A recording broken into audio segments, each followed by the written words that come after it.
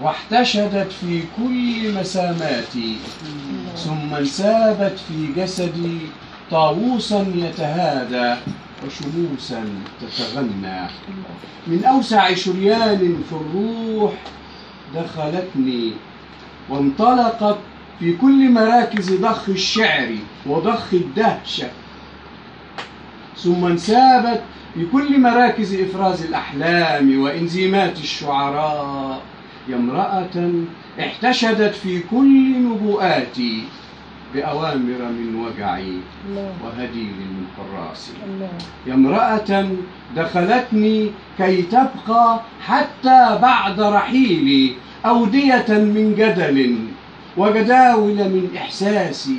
يا امرأة سكنتني كجذور التوت وانتثرت فوق جبيني أجنحة من نور وعصائر من ذهب وسنابل من فضة.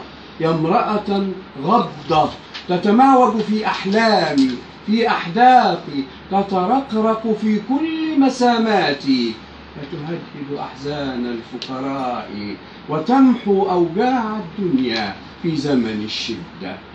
يا امرأة غضة أعترف بأني لا أملك أن ألقاها أو أنظرها، لا أملك حتى أن أذكرها خارج حد المنطقة الخضراء، لكن أقسم بالوجع الأشهى وبطعم التفاح الناطق في خديها وبكل تسابيح العشق الفطري. أقسم بالرعشة في أعماق الولد الكروي. لا يملك أحد أبدا أن يمنعني من لقياها في أي مكان من أنفاسي. الله